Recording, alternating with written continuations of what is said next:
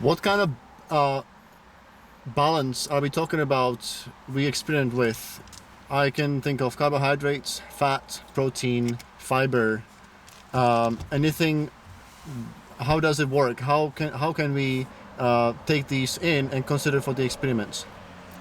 So, a very good question. What are the percentages that we need? Different books say different things. So, you have what's called the custom of the day. So, the custom of the day, if you were in Africa, a Masai tribe member, the custom of the day, if you were living without intrusion from the modern world, would be meat, milk, and blood.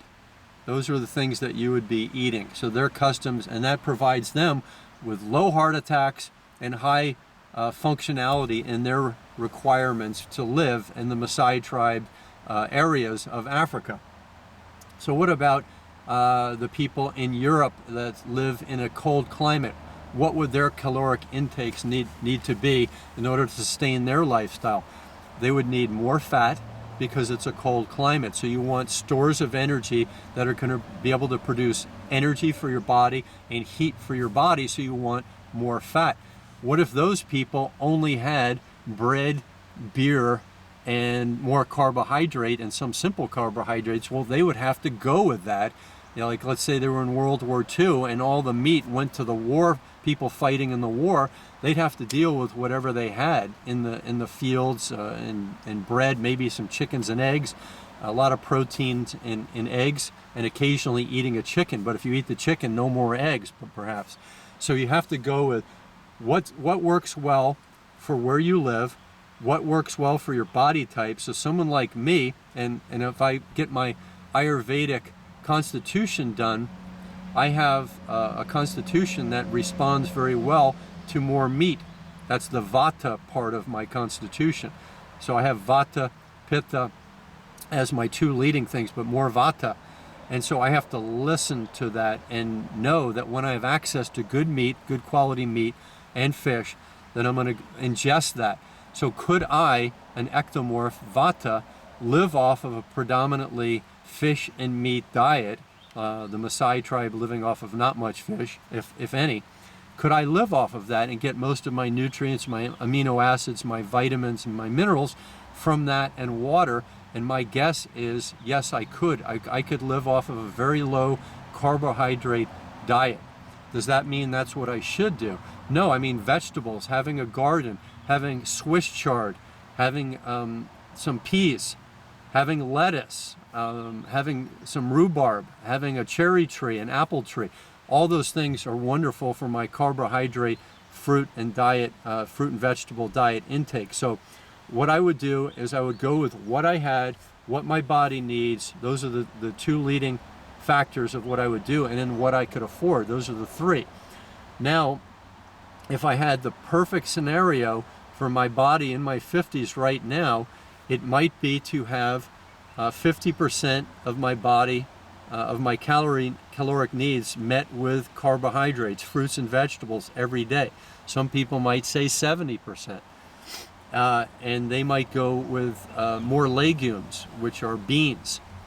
And I would say that I'm not completely convinced, based on what I've read, that legumes are a thing that are perfect for the human body. Yes, they have lots of nutrients that our body may respond to, but they might also have, and you can read this and make your own decision, they might also have, because of evolution and the survivability of that plant, they might also have anti-nutrients in the legumes, and also wheat may also have anti-nutrients, which may be for the survivability of the plant, so that that plant could survive. They may have something in there that messes up the human ability to uptake those calories in a very positive way, which means it may create a distressing thing for our digestive system and our cellular system.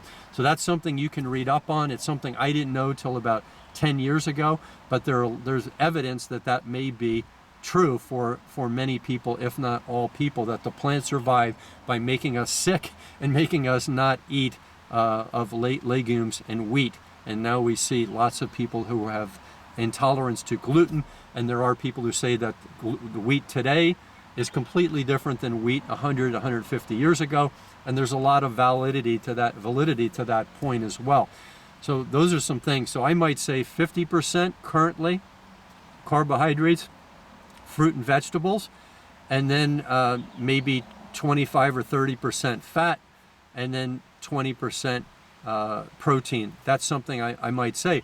But if I was living on a farm and we ate 80% meat, which is mostly protein with some fat, I would eat that, and I would probably do fine with an active lifestyle, working on the farm, eating that meat.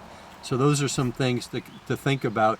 And so Tomas is going to have to think of where he wants to put his budget and where he wants to put, with his hard workouts. Does he want to put that $12 piece of meat or a $15 piece of fish on his shoulders and on his chest and on his back, which is a lot of work, but it's doable. And I'm going to ask him, those are some thoughts I had. Do you have any thoughts based on what I said? No, it checks out fine. It checks out fine. So there's some thoughts for you. So take a look and experiment with, your ability to acquire good food and your ability to work out and your ability to get good rest, which is a key component on health and muscle building and digestion and keeping your hormones level, is rest. And I take rest whenever I need to. Fortunately, I've been bestowed with the ability currently to take rest mostly when I need to. I mean, sometimes I'm not able to, but most of the time I'm able to regroup and allow my body to recover. So rest is a huge, important thing, proper hydration and all those things. And here we are in the beautiful outdoors, looking at the mountain and the snow and the evergreen trees. So happily we're able to get out in nature and take advantage of nature's bounty, which I encourage everyone to make sure they get out, even in a park, in a city, wherever they are. Go out and get nature as much as possible, because that's where we're supposed to be. We are diurnal creatures. We're not supposed to be inside all the time. And diurnal creatures are people who get up with the sun or before the sun and go to sleep sometime in relationship to the sunset. That's what we are, out in the morning, in at the end of the day, and take care of yourselves. Be diurnal creatures. Aloha. Thank you. Take care. Bye.